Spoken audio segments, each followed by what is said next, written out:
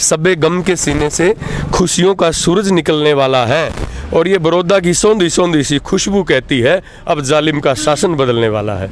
आपने कभी देखा था जय श्री राम और भारत माता की जय बोल के इन आदमियों ने रेल बेच दी, जहाज बेच दिया, आपके BSNL का इलाज बांध दिया।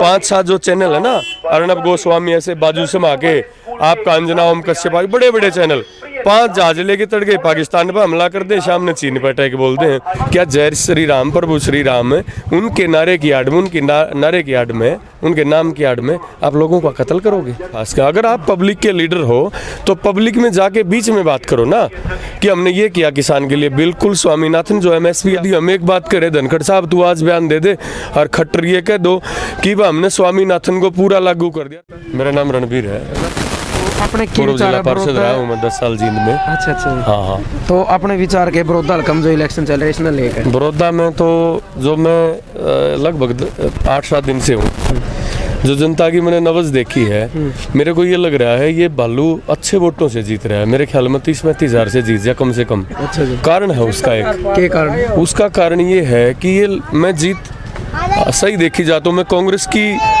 जीत तो है, कांग्रेस की जीत से ज्यादा मैं या किसान की, व्यापारी की, गरीब की, मजदूर की, उनकी बड़ी जीत ला रहा हूँ मैं।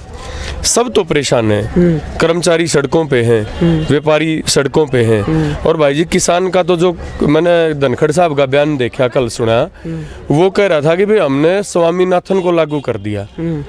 सिवान का गांव में शायद वो उसकी बाइट में देख रहा था। इतना बेशर्म आदमी, पार्टी का प्रदेश अध्यक्ष, पूर्व कृषि मंत्री, पंचायत मंत्री, ये कह रहा कि हमने स्वामीनाथन की रिपोर्ट लागू कर दी। हम एक बात करें धनखड़ साहब तू आज बयान दे दे और खट्टर ये कह दो कि हमने स्वामीनाथन को पूरा लागू कर दिया। और स्वामीनाथन छोड़ो, जो कपड़े काट के नंगा प्रदर्शन, अर्धनग्न प्रदर्शन करते थे 2014 में, आप उनमें आधी आप लागू कर दो। आप में हिम्मत है तो कैमरे के सामने आओ, डिबेट करो। आप प्रायोजित प्रोग्राम जैसे आपके चैनल के माध्यम से हमने देखा, कहीं भिवानी से आदमी आ रखे, कहीं बाहर से नरवाना से थे, उनको अपना भाषण पिला के कथूरा में कल खट्टर साहब चले गए।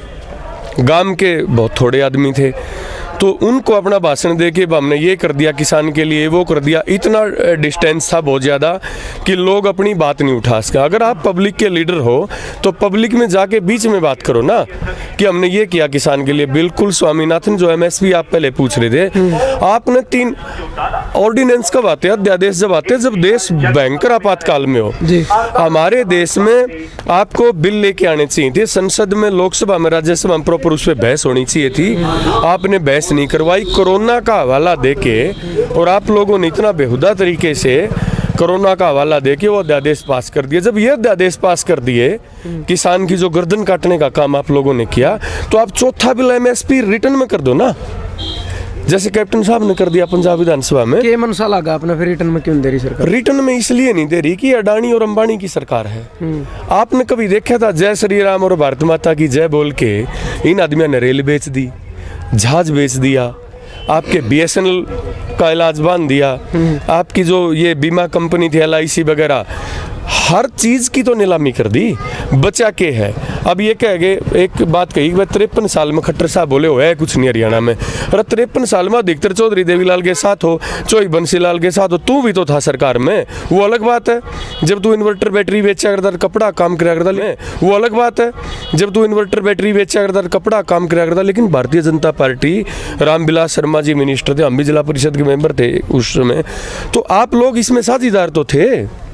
जब आप साझेदार थे तो आप कह रहे 53 साल में कुछ नहीं करा, और किसान का बेटा चौधरी देवीलाल का बेटा रणजीत सिंह ताड़ी बजा रहा है उस बात पे।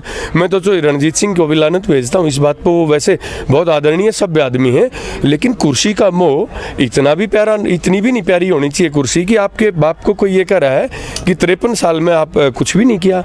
तो उन्होंने विरोध करना चाहिए था, उसका रोकने चाहिए थे। दुष्यंत भाई भी इसी प्रकार हैं। कल एक बयान आया, धनखड़ जी ने कहा था कि खट्टर साहब आएंगे कल और परसों दुष्यंत जी आएंगे, इलेक्शन पलट जाएगा। अगर 10-5 पर्ची योगेश्वर की कोई खिलाड़ी था साथ में, कोई शरीफ छोड़ा, उस वजह से कोई थी, लेकिन भाई जी ये कोई सरपंची का इलेक्शन नहीं है, ये प्रदेश के तख्तो ताज का फैसला करेगा ये बाई इलेक्शन। एक मैम में बाई इलेक्शन हुआ था, 85 विधायकों वाली सरकार जल्दी बनी थी। आज ये इलेक्शन है बाई इलेक्शन, तो मैं तो इस बड़ौदा विधानसभा के क्षेत्र के सभी साथियों को बधाई देना चाहता हूँ कि जब प्रदेश का जो तख्त बदला जाएगा ना, आपकी जानकारी के लिए मैं बता दूँ 80-82 के करीब लोग, चाहे वो बाबा रामपाल का प्रकरण हो, चाहे वो सच्चा सौदा वाला प्रकरण हो, चाहे आरक्षण वाला हो, 80-90 के करीब लोगों को पुलिस की गोली से मार दिया गया सड़क पे, ऑन रिकॉर्ड है। और फिर इतनी जोर से नारा लगा दिया भारत माता की जय और जय श्री राम। क्या जय श्री राम प्रभु श्री राम उनके नारे की आड़ में, उनके नारे की आड़ में, उनके नाम की आड़ में आप लोगों का कत्ल करोगे, आप किसान की हत्या करोगे। धनखड़ जी कह रहे थे बोला 2.5 किल्ले के जमींदार को 1 साल में 72,000 रुपये ज़्यादा मिलते हैं। मैं ये कह रहा हूँ कि भाई धनखड़ साहब तू बोले सारा हरियाणा की खेती 72,000 रुपये तू 2.5 किल्ले ठेका दे दे मारती तू ले ले। मैं ये कह रहा हूँ कि भाई धनखड़ साहब तू बोले सारा हरियाणा की खेती 72,000 रुपये तू 2.5 किल्ले ठेका दे दे मारती तू ले ले, बचत तो तेरी होगी सारी। जो तू प्रॉफिट की बात कर रहा है, कहाँ कागजों में दिखा रहे हैं प्रॉफिट?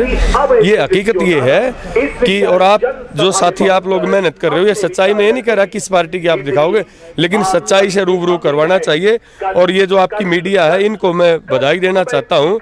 5-7 जो चैनल है ना, अर्नब गोस्वामी ऐसे बाजू समा के, आपका अंजना ओम कश्यप, बड़े बड़े चैनल 5 जहाज लेके तड़ गए, पाकिस्तान पर हमला कर दे, सामने चीन पर अटैक बोलते हैं, भाई उन पर हमला कर दो।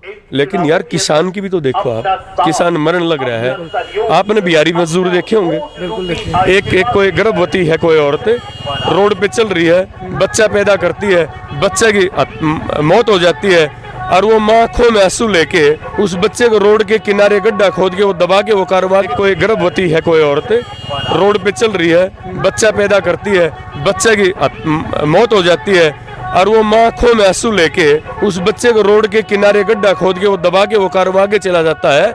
ये बिहारी इसको वोट दे देंगे, हमारी आवाज़ बिहार तक भी जाएगी, बिहारियों में भी इस बात का दर्द है। इस सरकार ने, मोदी जी ने भारत माता की जय की आड़ में, ऐसे पवित्र शब्द की आड़ में, राम के नारे की पवित्र शब्द की आड़ में लोगों का जितने भयंकर तरीके से शोषण किया, खासकर गरीब और मजदूर का, किसान का।